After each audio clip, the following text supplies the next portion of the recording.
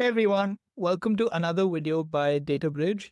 Today we're going to show you how easy it is to ingest files of various types, especially videos, into DataBridge and how you can query them. For this example, I'll be ingesting a lecture. This lecture was taught by Professor Kilian Weinberger at Cornell and talks about SGD, ReLU, activation functions, and things like that. One of my favorite lectures in school. We'll be ingesting this into DataBridge, trying to get a summary of the lecture and also generating some questions out of it so that they have a nice questionnaire at the end of it.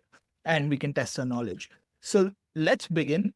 The first step is obviously going to repo and changing things in the databridge.toml file. Because last time in the installation video, we used the Docker container to spin up DataBridge. This time, to keep things interesting, let's use start server to start it. So for that, I need to change the base URL for my completions model. Now my base URL should be localhost instead of Olama, where Docker was making requests to it.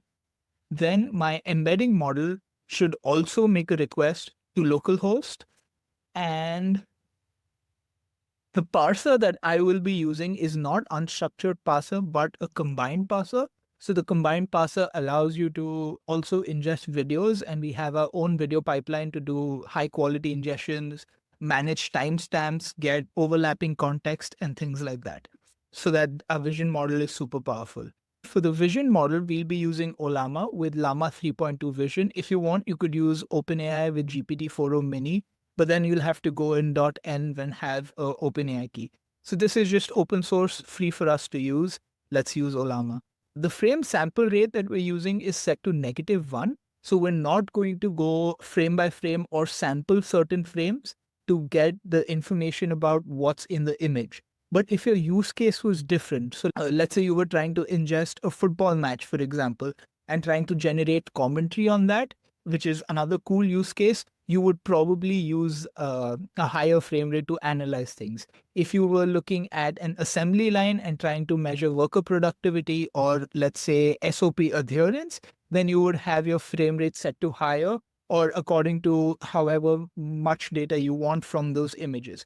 But because this is a lecture and the professor very clearly articulates what he's talking about, let's set it to -1.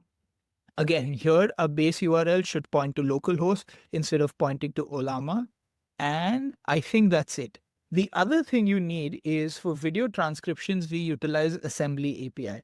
So if you make an account on Assembly, I've linked it in the video description.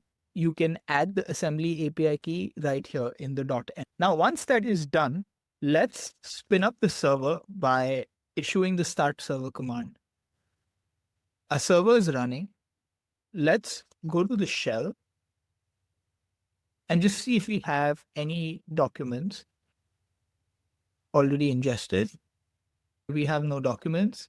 So let's ingest this lecture. We'll do db.ingest file. This is like a 50-minute lecture, so it's pretty long, but we'll see how fast it is to ingest with DataBridge, especially when your sampling rate is set to -1. So the file is called lecture.mp4. And file name, let me keep it lecture.mp4 as well.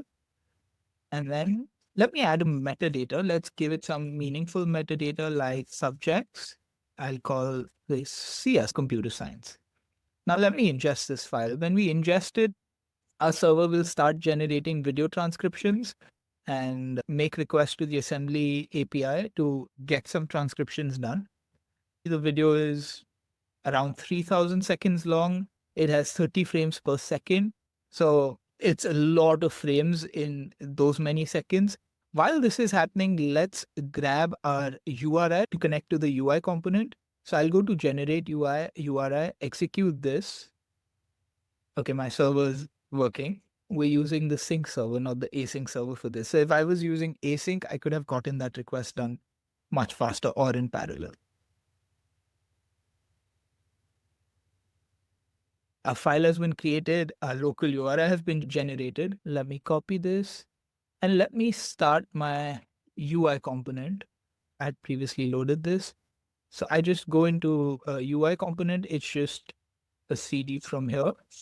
And then I do npm dev. If you're running it for the first time, you'll need to do npm install, which should take 2 minutes or so. Our localhost server started running. Let me reload this. Let me paste the URI here and connect it. And I see that I have one source, which is the lecture.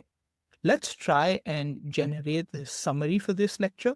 So generate me a summary of this lecture, specifically the various components like ReLU, etc. Also give me any examples that the professor might have said in the lecture. Now, just to make it more precise, let me add the metadata filter over here. So we had sub and a value was CS, I think. Let me add this and let me send it to my LLM. Now that should find the relevant document. Based on the metadata, it retrieved only one document. We created the result and that goes to our LLM, which in this case is Olama Llama 3.2, and we get a response for our query.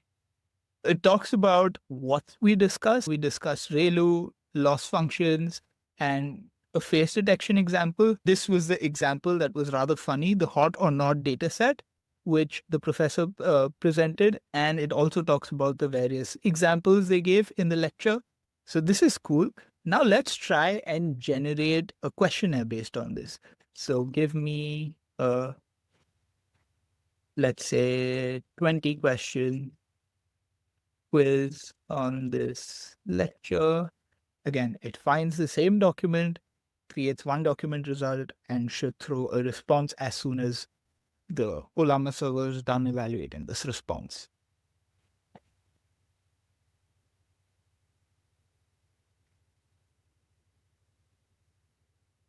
Nice. We get around 20 questions and a bonus question. That's cool. These are super relevant to the lecture. A simple example of how to ingest complicated documents and generate useful information.